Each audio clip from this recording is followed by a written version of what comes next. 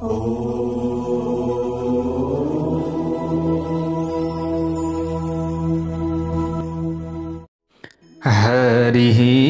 ओम स्वस्ति श्री गणेशाय नमः। ओम नमो भगवते वासुदेवाय। ओम नमः शिवाय।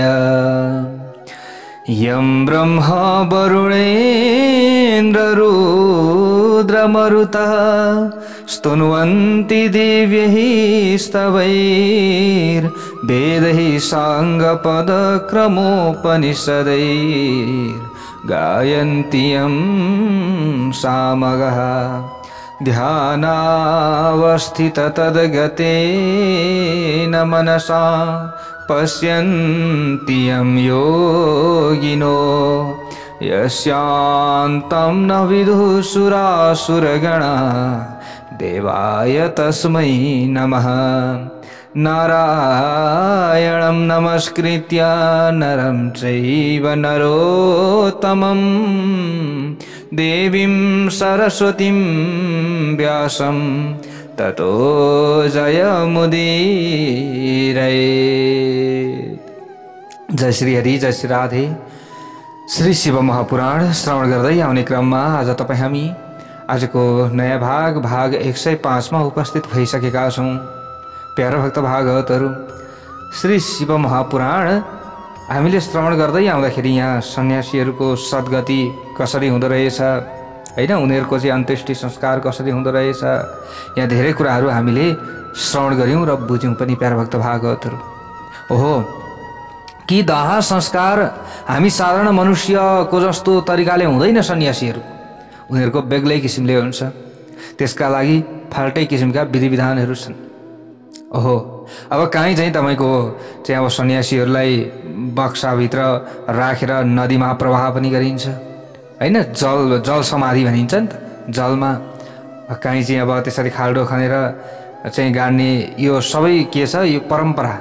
जस्तै यो भगवानले नै बताउनु भएका यी ज्ञानहरू रहेका छन् कि उनीहरूलाई नडराउँदाखेरि उनीहरूको सद्गति नहुने होइन, यानि कि डराउनेको मात्रै सद्गति हुने भन्ने कुरा छैन यहाँ।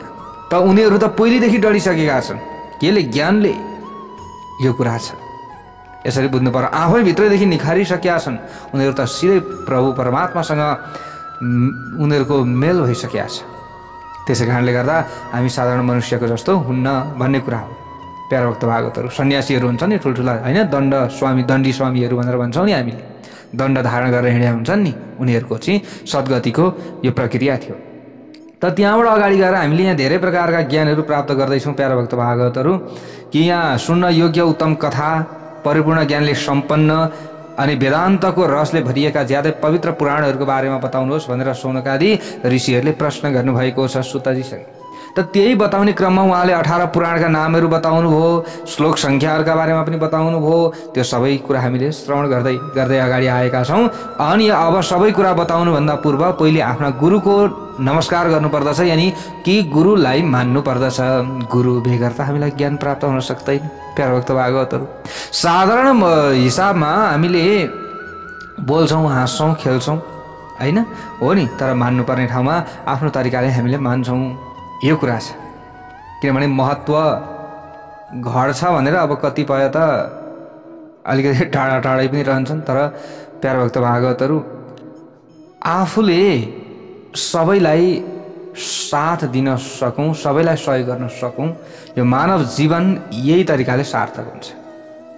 यो तरिकाले टाढा हुने होइन, हामी त नजिक हुने प्रयत्न गर्नुपर्छ, अनि मात्र हामीलाई राम्रो हुन्छ। हो स्वार्थीहरू त धेरै छन् नि प्यारो भक्त भागवतहरू हैन, त राम्रो स्वार्थ लिइन्जेलसम्म चाहिँ पछि लाग्ने, बोल्ने, स्वार्थ पुरा भइसकेपछि छोडिदिने, त्यस्तो पनि प्रवृत्ति हुन्छन् व्यक्तिहरू, हुँदैन र? काम बनिन्जेल म्याउ म्याउ गर्ने हैन अगाडि, अनि काम जब बनिसक्छ त्यस पछाडि कन्ट्याक्ट विहीन भइदिने, त्यस्ता व्यक्तिहरू पनि हुन्छन्। स्वार्थले भरिएका व्यक्तिहरू पनि हुन्छन्, उनीहरूको त सद्गति हुनै सक्दैन। प्यारो भक्त भागवतहरू हेर्नुहोस्, अब यहाँनिर अगाडि गएर सुतजीले पहिले आफ्ना गुरुलाई नमस्कार गर्नुभयो, वेदव्यासलाई नमस्कार गर्नुभयो, त्यस पछाडि अगाडि यहाँनिर विविध प्रकारका ज्ञानहरू अब उहाँले दिनुहुन्छ, विभिन्न कथाहरू उहाँले श्रवण गराउनुहुन्छ। उहाँले भन्नुहुन्छ प्यारा भक्त भागवतहरू पुरा कालेन महता कल्पेति ते पुनः पुनः अस्मिन् उपस्थिते कल्पे प्रवृत्ते सृष्टिकर्मणि। उहाँले भन्नुहुन्छ कले सुतजीले, हे ऋषिश्वर हो श्रवण गर्नु होला। पहिलेका धेरै कल्पहरू बिते हैन, पूर्व समयमा अनेक कल्पहरू बिते। अब पुनः पुनः विभिन्न कल्पहरू बित्दै जाने क्रममा अहिलेको यो वर्तमान श्वेतवाराह कल्प भनेर हामीले भन्ने गर्दछौँ। अहिले हाम्रो कल्पको नाम के हो? श्वेतवाराह कल्पे वैवस्वत मन्वन्तरे हैन, अष्टाविंशतितमे युगे कलौ कलिको के प्रथम चरणे भनेर हामीले भन्ने गर्दछौँ। हाम्रो यो हो अहिलेको युग हैन, श्वेतवाराह कल्प। यो हाम्रो कल्पको के हो? कल्पको नाम अहिलेको हाम्रो के हो त भन्दा श्वेतवाराह कल्प हैन। अब मन्वन्तरको नाम के हो? वैवस्वत मन्वन्तरे। वैवस्वत मनुले भोग गरेको समय अथवा उहाँको समय अहिले चल्दैछ। तर सङ्कल्पमा हामीले पढ्या हुन्छौँ अगाडि, हजुरहरूले सुन्नु पनि भएको छ, त्यसलाई याद नगरे मात्रै हो। त सङ्कल्प पढ्नुहुन्छ गुरु आएर भटटटर के पढ्या थाहा हुन्न हैन, त्यति मात्रै हो। नत्र प्रत्येक समयमा हामीले सुनेका छौँ है। यो हाम्रो कल्पको नाम के हो, हाम्रो चाहिँ मन्वन्तरको नाम के हो, हाम्रो यो अहिलेको युगको नाम के हो, सबै कुरा थाहा छ। सङ्कल्पमा आउँछ सबै कुरा, तर त्यो हामीले ख्याल नगरे मात्रै हो। त अहिलेको यो कल्प उपस्थित भयो। अब सृष्टिको कार्य पनि अगाडि बढ्यो। जीविकाका लागि विभिन्न कार्यहरू यहाँनिर भएका छन् प्यारा भक्त भागवत। मनुष्यको जीवन निर्वाहको साधनका रूपमा खेतीपाती, गाई पालन र व्यापार व्यवसाय आरम्भ हुनका साथै मनुष्यहरू सजग र सचेत पनि भए यो कल्पमा। त्यस समयमा 6वटा कुलमा उत्पन्न भएका महर्षिहरूका बीचमा ब्रह्म हुनुहुन्छ वा हुनुहुन्न भन्ने वाद विवाद हुन थाल्यो। कुन कल्पमा? यही कल्पमा। तर अब परम तत्त्वका बारेमा निर्णय गर्न कठिन हुने भएकाले त्यस समयमा त्यहाँ कुनै निश्चय हुन सकेन प्यारा भक्त भागवतहरू। के भएछ? विवाद भएछ नि त्यहाँ हैन, विवाद भयो। ब्रह्म हुनुहुन्छ कि हुनुहुन्न भन्ने कुरामा विवाद भयो क्या 6जना ऋषिहरूको नि, यही कल्पमा। अहिले हामी जुन कल्पमा छौँ यही कल्पमा अगाडिको कुरो हो प्यारा भक्त भागवतहरू। त्यस पछाडि तिनीहरू सबै ब्रह्माको दर्शन गर्ने अभिलाषा लिएर देवता असुरहरूबाट आफ्नो स्तुति सुनेर ब्रह्मा बसेको ठाउँमा गए सबै ऋषिहरू। त त्यो देवता र दानवले परिपूर्ण रहेको सुमेरु पर्वतमा एउटा सिद्ध र चारणले एकअर्कासँग कुराकानी गरिरहने, यक्ष र गन्धर्व सधैँ बस्ने, मणि र मुगाले ज्यादै शोभायमान भएको, पक्षीहरूको चिरबिरले गुन्जायमान भएको, मानिसले बनाएका गुफा, साना गुफा र अनेकौं झरनाले सुशोभित भएको ब्रह्म वन नाम भएको वन छ। त्यसमा अनेकौं प्रकारका पशुहरू रहेका छन्। त्यसको लम्बाइ 100 योजन, चौडाइ 10 योजन छ। त्यसभित्र स्वच्छ जलले परिपूर्ण भएको एउटा ज्यादै रमाइलो सरोवर पनि छ। त्यहाँ भएका फुलले ढकमक्क भएका रुखहरूलाई उन्मत्त भएका ती ढकमक्क फुलहरूले गर्दा उन्मत्त भएका भमराहरूले छपक्कै ढाकेको छ त्यो स्थान। त्यो वनमा बिहानीको सूर्य जस्तै प्रकाशमय भइरहने एउटा रमाइलो र धेरै ठुलो नगर पनि छ। त्यसमा सजिलोसँग पराजित गर्न नसकिने शक्ति सम्पन्न दानव र राक्षसहरू बस्दछन्। त्यो सहरमा त्यो नगर तताएको सुन जस्तै भएको अनुभूति हुन्छ भनेको चम्किलो एकदम राम्रो। त्यसका पर्खाल र ढोका धेरै अल्गा छन्। त्यसले बहुमूल्य मणिहरूले आकाशलाई छोएको अनुभूति हुन्छ भने त्यसमा असंख्य ठुला भवन पनि रहेका छन्। त्यो नगरमा ब्रह्मा आफ्ना सभासद सहित बस्दछन्। त्यहाँ गएपछि मुनिहरूले ब्रह्माको दर्शन पाए प्यारा भक्त भागवतहरू। देवर्षिहरूले उनको सेवा गरिरहेका थिए। त्यो समयमा उनको कान्ति सुनौलो थियो। उनी अनेकौं प्रकारका आभूषणले सजिएका थिए अनि उनको अनुहार ज्यादै प्रसन्न भएकाले त्यसबाट शान्त भाव प्रकट भइरहेको थियो। उनका आँखा कमलका फूल जस्तै थिए। ती अलौकिक कान्ति सम्पन्न, अलौकिक चन्दन र लेप लगाएका, अलौकिक सेतो वस्त्र र अलौकिक मालाहरूले सुशोभित भएका ब्रह्माका चरणको देवता असुर र योगीले वन्दना गर्थे। ल हेर्नुहोस्, जसरी प्रकाशले सूर्यको सेवा गर्छ त्यसै गरी कल्याणदायक लक्षण सम्पन्न सरस्वतीले हातमा चमर लिएर उनको सेवा गरिरहेकी थिइन्। ब्रह्माको दर्शन पाएपछि महर्षिहरूका मुख र आँखा ज्यादै प्रफुल्लित भए। अघिसम्म विवाद चल्दै थियो, ब्रह्मा हुनुहुन्छ कि हुनुहुन्न भन्ने कुरो, ब्रह्म छन् कि छैनन् त। अब देखे सबैले प्रफुल्लित भए। अब यस पछाडि उनीहरूले हात जोडेर ब्रह्माको स्तुति गरे। सबले भनौँ हर हर हर महादेव। नमस्त्रिमूर्तये तुभ्यं सर्गस्थित्यन्त हेतवे पुरुषाय पुराणाय ब्रह्मणे परमात्मने नमः प्रधानदेवाय प्रधानक्षोभकारिणे त्रयोविंशतिभेदेन विकृताया विकारिणे। ल हेर्नुहोस् त अब यहाँ मुनि ऋषिहरूले स्तुति गरे। के भन्छन् उनीहरू? संसारको सृष्टि पालन र संहारका लागि 3वटा स्वरूप धारण गर्ने तपाईँ ब्रह्मालाई नमस्कार छ। ल हेर्नुहोस् ब्रह्माको स्तुति गर्दाखेरि पनि 3वटा स्वरूप धारण गर्ने तपाईँलाई नमस्कार छ भनेर स्तुति गरे हुन्छन्। हामीले त्यही सुनिया हुन्छौँ। त महेशको स्तुति गर्दा पनि यही हामीले सुन्छौँ, नारायणको स्तुति गर्दा पनि यही सुन्छौँ, गणेशको स्तुति गर्दा पनि यही सुन्छौँ, देवीको स्तुति गर्दा पनि यही सुन्छौँ हामीले, होइन र? त अब यसबाट हामीले के बुझ्ने भन्दा त्यही एउटै रूप, त्यही एउटै तत्त्व अनेक थरीको रूपमा विभाजित भएर उहाँले कार्य गर्नु हुँदो रहेछ भन्ने कुरा हामीले बुझ्नु पर्यो। प्यारा भक्त भागवतहरू, कुनै पनि भेद छैन भन्ने कुरामा पनि हामी निश्चिन्त रहनु पर्यो। अनि मात्र हाम्रो कल्याण हुने भयो, नत्र त हामी कर्तामा फेरि। हेर्नुहोस् त शिवको भक्त भन्छौँ, नारायणको चाहिँ हामीले विरोध गर्छौँ, नारायणको भक्त भन्छौँ, शिवको विरोध गर्छौँ भने त्यहीँनेरि हामीले मानेको देवताको विरोध भइरहेको छ भन्ने कुरा हामीले भुल्नु हुँदैन। सबले भनौँ हर हर महादेव। हामीले मानेकै देवताको अपमान हामीले गरिराखेका छौँ भनिसकेपछि कसैले अपमान गर्छ आफ्ना इष्टदेवी देवताको भने त कान थुन्नु, होइन भने त्यो अपमान गर्ने, त्यो बोल्ने, त्यो तुच्छ बोल्ने व्यक्तिको जिब्रो तानेर फाल्नु भन्छ शास्त्रले, होइन? अब होइन भने गाई मारेको, ब्रह्म हत्या गरेको, ब्राह्मणको हत्या गरेको पाप लाग्छ भनेर बताइएको छ। त यस्तो ठुलो पाप लाग्छ अरूले निन्दा गरेको सुन्दा, अनि आफैले त्यसरी निन्दा यदि गरियो झुकिएर भने त अनि हामी गर्तमा नगएर हामी नरकमा नपरेर अरू को पर्छ त? किनभने स्वरूप त एउटै हो नि त, होइन हो? यो कुरालाई हामीले विचार गर्नु पर्यो। ल अब यो बारम्बार हामीले सजग गराएका छौँ प्यारा भक्त भागवतहरू। यहाँ त विभिन्न सम्प्रदाय छन्, होइन? सम्प्रदायले सम्प्रदायको भेद गरेर पाइन्छ नि। यो त धेरै ठुलो गल्ती हुन्छ प्यारा भक्त भागवतहरू। हुन त यहाँ आफ्ना गुरुले आफूलाई चाहिँ अब नजान्ने हौ त कोही पनि भन्दैन, मैले बारम्बार भनेको छु प्यारा भक्त भागवत। तर शास्त्रले के भन्छ त्यो चाहिँ हामीले भन्ने नि त। यहाँ त मैले गोजीको कुरा भनेको छैन, यहाँ त जस्तो छ त्यही मैले सुनाएको हजुरहरूलाई। पढ्दै सुन्दै जानु होला, सुन्दै जानु होला। सबै ज्ञान यहाँ जस्तो छ त्यही म ज्ञान हजुरहरूलाई दिने हो।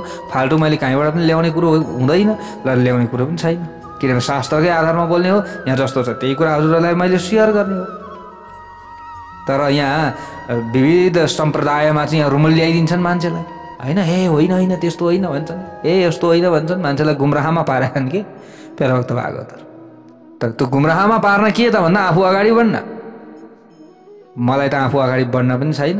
यहाँ जस्तो छ त्यही कुरा मैले सिकाइदिने हो, त्यही कुरा भनिदिने हो। अब जस्तो छ यहाँ त्यही भन्ने हो, होइन र प्यारा भक्त भागवतहरू? सिर्फ ज्ञान बाँड्ने हो, सिर्फ यहाँ जस्तो छ त्यसलाई चाहिँ प्रचार गर्ने हो, शुद्ध वैदिक सनातन धर्मको प्रचार गर्ने हो। यहाँ कुनै सम्प्रदाय, कुनै भेद, कुनै त्यस्तोको यहाँ मैले कहिले पनि त्यस्तो चर्चा गर्दैन र त्यो गर्न पनि हुँदैन। अब यहाँ जस्तो बुझ्या छ मैले, होइन? यहाँ त पढ्या छ, बुझ्या छ, हेर्या छ नि त। तर कसैले भड्काउँदा म त भड्किनेवाला छैन, तर साधारण व्यक्ति त भड्किन्छ नि त, किनभने उसलाई त ज्ञान हुन्न, होइन? थाहा हुन्न हो। यो कुरा हामीले विचार गर्नुपर्छ प्यारा भक्त भागवतहरू, होइन हो? ल हेर्नुहोस् यहाँ सबैभन्दा मूल भनेको को हुनुहुन्छ? भगवान् शिव हुनुहुन्छ भनेर बताइएको छ। अब मूलबाटै उहाँबाट अरू यहाँनिर प्रकट भएका हुन् भनेर बताइएको छ प्यारा भक्त भागवतहरू। तब यो वेदले बताएको कुरा त्यो हो। अब यहाँ पछाडि सम्प्रदायमा गएर त होइन, अब जहाँ पनि जे पनि गरेका छन् व्यक्तिहरूले, जता जुनलाई पनि मूल बनाएर अरू आँखा बनाएका छन्। तर त्यसरी हामी अगाडि बढ्दैनौँ र कसैको यहाँनिर विरोध पनि गर्न हुँदैन। सबैलाई समान भावले हेर्नुपर्दछ। अब हेर्नुहोस् मैले नारायण पनि जपेकै हुन्छु, होइन? मैले शिव पनि जपेकै हुन्छु, मैले देवी पनि जपेकै हुन्छु, मैले गणेश पनि जपेकै हुन्छु। अब यहाँ व्यक्तिहरूले कस्तो भ्रामत्मक प्रचार गर्छन् भने यो हजारवटा के चाहिँ नाउँमा 2-3वटा नाउँमा खुट्टा हालेर व्यक्ति गर्तमा पर्दैन भन्छन्। कहाँबाट 2-3वटा नाउमा खुट्टा हालेर कसले हालेछ 2-3वटा नाउमा खुट्टा? त शिव भने पनि तिनै नारायण, नारायण भने पनि शिव, एउटा तत्त्व त एउटै छ। कसरी 2-4वटामा खुट्टा हाले? कहीँ पनि हालेको छैन त खुट्टा। तर व्यक्तिलाई यसरी गुमराहमा, अब त्यसको मतलब के उनीहरूले सोच्दछन् भने यसको मतलब अलग हुन् भन्ने उनीहरूले यो बताएको हो नि त। 2-4वटा चाहिँ घरिघरि शिव जप्या छ, घरिघरि नारायण जप्या छ, घरिघरि गणेश जप्या छ, अनि उनीहरूले चाहिँ कहाँ जाने, शिव कहाँ जाने कि नारायण कहाँ जाने कि गणेश कहाँ जाने भनेर भ्रमात्मक प्रचार गरेको पाइन्छ क्या हामीले। तर त्यो गलत हो प्यारा भक्त भागवतहरू। अन्त्ययामति सागति त मर्ने बेलामा जुन भगवान् तपाईँले नारायण जपे पनि तपाईँ वैकुण्ठ जाने हो, अन्त्ययामति तपाईँले शिव जप्नुहुन्छ भने पनि म वैकुण्ठ जान चाहनुहुन्छ भने वैकुण्ठ जाने हो, होइन भने चाहिँ हामी जाने हो कैलाश जाने हो, होइन त कृष्ण कृष्ण जप्नुहुन्छ भने हामी गोलकधाम जाने हो, त राम राम जपिन्छ भने साकेत धाम जाने हो हामी। तत्त्व त एउटै छ। अन्त्ययामति सागति, अन्तिममा जे हाम्रो मुखमा आउँछ त्यही हुने हो। अन्तिममा होला मेरा त छोराछोरी चाहिँ भोकै हुने भयो नि भनेर भन्न थाल्यो भने अन्तिममा तिनै आफ्ना छोराछोरीको फेरि छोराछोरी भएर आफू आउनुपर्ने हो, होइन? ला मेरो गाई त भोकाएछ भनेर गाईको चिन्तन गर्न थाल्यो मर्ने बेलामा भने फेरि अर्कोचोटि गाईको बाछो भएर जन्मिने हो, होइन र? प्यारा भक्त भागवतहरू शास्त्रले बताएकै कुरा त्यही छ। अन्त्ययामति सागति, अन्तिममा मर्ने बेलामा जे जप्छौ भाइ त्यही हुन्छौ तिमी भनिदिएको छ। त्यसैले यहाँनिर हामीले कुनै पनि गुमराहमा पर्नुपर्ने कारण नै छैन प्यारा भक्त भागवतहरू। त्यसैले हामीले यहाँनिर अगाडि बढ्ने, इष्ट एउटालाई मान्ने, सम्मान सबैलाई गर्ने, होइन प्यारा भक्त भागवतहरू हो नि त। हामीले यहाँनिर चाहिँ लक्ष्मी पूजा आए पनि लक्ष्मी मातालाई मानेकै छौँ, होइन? अनि हामीले चाहिँ विभिन्न नवरात्रहरू आउँछ। अब नवरात्र आउने बेला भएको छ, गुप्त नवरात्र चैत्रमा, त्यतिखेर पनि हामीले देवीलाई मानेकै छौँ, देवी पनि जपेकै छ, सबै कुरा हामीले जपेकै छौँ। त शिवरात्रि आउँछ, भगवान् शिवजीको हामीले चाहिँ पूजा गरेकै छौँ, होइन? अनि श्रीकृष्ण जन्माष्टमी आउँछ, भगवान् श्रीकृष्णको हामीले पूजा गरेकै छौँ, उनै शिव स्वरूपमा, उनै कृष्ण स्वरूपमा, उनै नारायण स्वरूपमा पूजा गरेकै छौँ। रामनवमी आउँछ, रामनवमीको पनि पर्व हामीले मनाएकै छौँ, भगवान् श्रीरामलाई पनि हामीले मानेकै छौँ, पूजा गरेकै छौँ। त सबैलाई हामीले त सम्मान गरेका छैन र? सबै कुरा मानेको छ। तर यहाँ धेरै व्यक्तिहरूले चाहिँ हजुरले सुन्नु पनि भएको होला धेरै, होइन? बुझ्नु पनि भएको छ धेरै कुरा। यदि त्यसो भन्छन् भने ती सच्चा गुरु होइनन् भनेर हामीले पहिले परित्याग गरिदिने हो। काम छैन, काम छँदै छैन। अब मैले यसो भनेको अब हजुरलाई विश्वास लागेन भने हजुरहरू आफै पढ्नु होला। अहिले त पाइन्छ नि त, होइन? विभिन्न इङ्ग्लिसबाट भए इङ्ग्लिसबाट पढ्न पाइन्छ शास्त्र, है? हिन्दीबाट भए हिन्दीबाट पाइन्छ, नेपालीबाट भए नेपालीबाट पाइन्छ। आफैले हेर्न सकिन्छ, आफैले बुझ्न सकिन्छ, होइन? संस्कृत नबुझे। तर यहाँनिर स्वार्थ हेर्ने व्यक्तिहरूले चाहिँ यहाँ स्वार्थी बनेका छन्, स्वार्थका हिसाबमा अगाडि बढेका छन् प्यारा भक्त भागवतहरू। यो तरिकाले चल्दैन। यसले त हामीलाई गर्तमा नरकमा पार्छ। भगवान् श्रीरामले पनि भन्नुभएकै छ, होइन? भगवान् यहाँ विभिन्न प्रमाणहरू छँदै देवी भागवतमा पनि हामीले श्रवण गरेका होइनौँ र? त्यो ब्रह्मा भने पनि मै हुँ, नारायण भने पनि मै हुँ, होइन? विष्णु भने पनि मै हुँ, होइन? ब्राह्मी भने पनि मै हुँ, सरस्वती भने पनि मै हुँ भनेर हामीले देवी भागवतमा पनि सुन्यौँ, यहाँ श्री शिव महापुराणमा पनि सुन्यौँ। अहिले यहाँनिर देवताहरूले स्तुति गर्दैछन्, के अरे ऋषिहरूले स्तुति गर्दैछन्, त उनीहरूले ब्रह्माका अगाडि गएर के भन्दैछन्? पालन गर्ने पनि, संहार गर्ने पनि, सृष्टि गर्ने पनि तपाईँ भनेर ब्रह्माजीको यहाँनिर स्तुति गर्दैछन्। ल हेर्नुहोस् है प्यारा भक्त भागवतहरू। अब यस्तो महत्त्वपूर्ण कुराहरू हामीले यहाँबाट सुनिराखेका छौँ, अलिकति दिमाग मात्रै लाउन नसक्या हो हामीले प्यारा भक्त भागवतहरू। ल हेर्नुहोस्, अब यहाँ हेर्नुहोस्, यहाँनिर स्तुति गरिराखेका छन्। जसको शरीर प्रकृति हो र जसका कारणले प्रकृतिमा हलचल उत्पन्न हुन्छ, प्रकृतिका रूपमा 23वटा विकारले परिपूर्ण भए तापनि जो यथार्थमा निर्विकार छन् ती ब्रह्मालाई नमस्कार छ भनेर यहाँनिर ऋषिहरूले नमस्कार गर्दै हुनुहुन्छ, स्तुति गर्दै हुनुहुन्छ। यो समग्र ब्रह्माण्ड आफ्नो शरीर भए तापनि जो ब्रह्माण्डको पेटमा बस्दछन्, त्यहाँ बस्दा जसको कार्य र कारण राम्ररी सिद्ध हुन्छ ती ब्रह्मालाई नमस्कार छ। जो सबै लोकका स्वरूप र रचयिता हुन्, जो सबै जीवलाई शरीरसँग संयोग र वियोग गराउने आदि कारण हुन्, ती ब्रह्मालाई नमस्कार छ। यसरी बताइएको छ, तपाईबाट समग्र जगतको सृष्टि पालन र संहार हुने भए तापनि मायाले ढाकिएका कारणले हामी तपाईलाई यथार्थ रूपमा जान्न असमर्थ छौँ भनेर यहाँ ऋषिहरूले के गरे? स्तुति गरे। त सुतजीले अगाडि गएर भन्नुहुन्छ प्यारा भक्त भागवतहरू, यहाँनिर एवं ब्रह्मा महाभागैर, यहाँनिर भन्दैछन् महाभागैर महर्षि भीर भीष्टुतः प्राह गम्भीरया वाचा मुनिन् प्रह्लादयन्निव। एवं ब्रह्मा महाभागैः महर्षिहरूले होइन विष्टुता अभिष्टुता भनेको स्तुति गरेर अब यहाँ प्रसन्न बनाइसकेपछि प्यारा भक्त भागवतहरू अब यहाँ के भयो त भन्दा ऋषिहरूले यस्ता प्रकारको स्तुति गरेको सुनिसकेपछि ब्रह्माले तिनीहरूलाई आनन्दित बनाउँदै ज्यादै गम्भीर आवाजले यहाँनिर भन्नुभएको छ। भन्न लाग्नुभयो त ब्रह्माजीले अगाडि गएर यहाँ भन्नुहुन्छ ऋषयो हे महाभागा महासत्वा महौजसः किमर्थं संहिताः सर्वे यूयम् अत्र समागताः। यूयम् अत्र समागताः किम अर्थम संहिता सर्वे तपाईहरू अत्र समागताः यहाँ किन भेला हुनुभएको हैन। यहाँ किन भेला हुनुभएको छ, यहाँ किन आउनु भएको छ, यसको मतलब मेरो स्तुति गरिराख्नु भएको छ किन होला प्रश्न गर्नुभयो। त सुतजीले अब यहाँनिर भन्दै हुनुहुन्छ ऋषिहरूलाई ब्रह्माजीले यसरी प्रश्न गरिसकेपछि यस्ता कुरा ब्रह्माका कुरा सुनिसकेपछि ऋषिहरूले हात जोडेर फेरि यहाँ विनयपूर्वक यहाँनिर भन्न लागे। त ऋषिहरूले भन्दैछन् हामी अज्ञान रूपी अन्धकारले यथार्थ रूपमा ढाकिएका छौँ प्रभु, ज्यादै दुखी भएका छौँ। हामीले एक अर्काप्रति विवाद गर्यौँ, हाम्रो परम तत्त्वसँग साक्षात्कार हुन सकिरहेको छैन। हामीले एक अर्कासँग विवाद पनि गरिरहेका छौँ तर त्यो तत्त्व के हो, त्यो ब्रह्म के हो अझै पनि हामीले बुझ्न सकेका छैन, जान्न सकेका छैन। यो संसारमा तपाईलाई ज्ञान नभएको कुनै पनि वस्तु छैन हे प्रभु। यस्तो कुन पुरुष छ जो तपाईँ बाहेक सबै जीवभन्दा पुरानो अन्तर्यामी परिपूर्ण सनातन परमेश्वर होस्। तपाईले त जान्नु भएको छ नि त कुन त्यस्तो तत्त्व छ जसलाई हामीले भजन गर्न सकौँ, हामी पार हुन सकौँ, हाम्रो कल्याण हुन सकोस्, त्यसको बारेमा बताइदिनुहोस्। कसले आफ्नो आश्चर्यजनक कार्यका आधारमा सबैभन्दा पहिले संसारको सृष्टि गर्छ, सबैभन्दा अगाडि कसले सृष्टि गर्छ। हामीले अब यहाँनिर के बुझ्ने के जान्ने, तपाईले हामीमा उत्पन्न भएको विवाद समाधान गर्ने सिलसिलामा हामीलाई परमार्थ तत्त्वको उपदेश दिने कृपा गर्नुहोस् भनेर यसरी ऋषिहरूले प्रश्न गरे ब्रह्माजीको अगाडि गएर। त यहाँनिर ऋषिहरूका यस्ता प्रकारका कुरा सुनिसकेपछि ब्रह्माका आँखा आश्चर्यले ज्यादै प्रफुल्लित भए प्यारा भक्त भागवतहरू। उहाँले देवता दानव र ऋषिहरूका बीचमा उभिएर धेरै समयसम्म एकाग्रतापूर्वक ध्यान गर्न लाग्नुभयो। कसले? ब्रह्माजीले।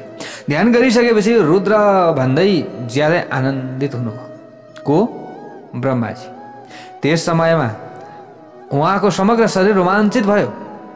उहाँले हात जोडेर भन्न लाग्नुभयो ब्रह्माजीले यतो वाचो निवर्तन्ते अप्राप्य मनसः सह आनन्दम यस्य वै विद्वान् न विभेति कुतश्चनः।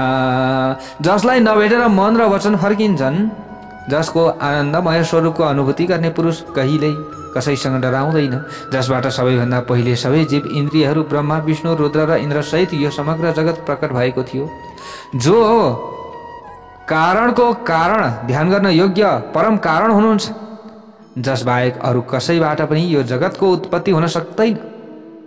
सबै प्रकारका ऐश्वर्यले परिपूर्ण भएकाले जसको नाम सर्वेश्वर रहेको छ।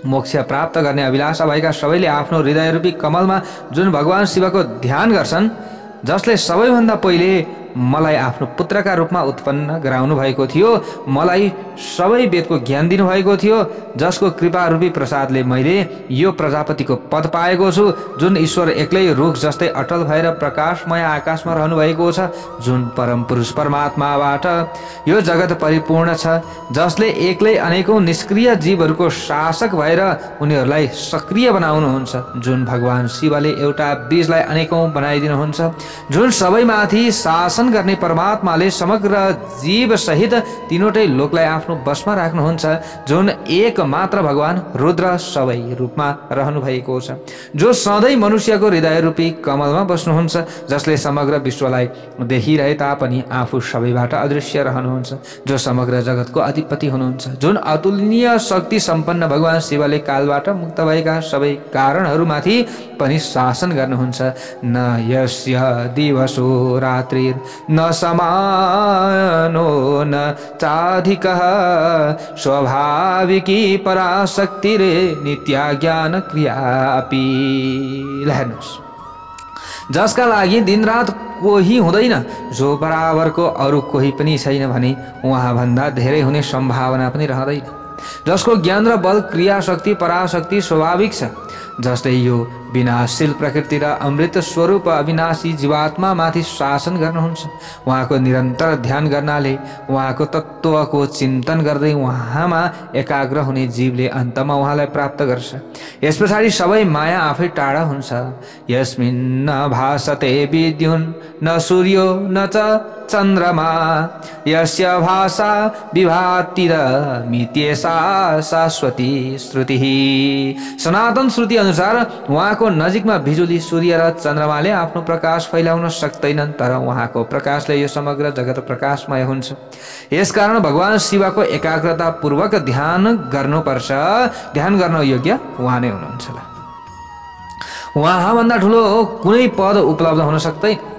उहाँ सबैको आदि कारण हुनुभए तापनि उहाँको आदि र अन्त छैन। यसकारण उहाँ स्वभावैले निर्मल स्वतन्त्र परिपूर्ण आफ्नो इच्छा अनुसारको कार्य गर्ने र चराचर स्वरूप हुनुहुन्छ। अप्राकृत वपुः श्रीमान् लक्ष्य लक्षण वर्जितः अयमुक्तो मोचकश्च यः कालः कालचोदकः। उहाँको शरीर अलौकिक छ। उहाँ भगवान शिव लक्ष्य र लक्षण रहित हुनुहुन्छ। उहाँ सधैँ मुक्त हुनुहुन्छ भने उहाँले सबैलाई बन्धन मुक्त गरिदिनुहुन्छ। उहाँले कालको सीमा बाहिर रहेर काललाई अभिप्रेरित गर्नुहुन्छ। उहाँ सबैभन्दा माथि बस्नुहुन्छ। सबैभन्दा माथि बस्नुहुन्छ। उहाँ सबैको आधारशिला, सबैका विषयमा यथार्थ रूपमा जान्ने, छवटा मार्ग सम्पन्न यो जगतको पालनकर्ता हुनुहुन्छ। उहाँ उत्तम भन्दा पनि उत्कृष्ट जीवहरूभन्दा पनि परम सर्वोत्कृष्ट हुनुहुन्छ। उहाँ अनेकौँ आनन्दको थुप्रो रूपी कमलको फूलको रस पिउने भमरा हुनुहुन्छ। उहाँ यो अखण्ड ब्रह्माण्डलाई दलेर माटो जस्तै बनाइदिने कलामा ज्यादै सिपालु हुनुहुन्छ।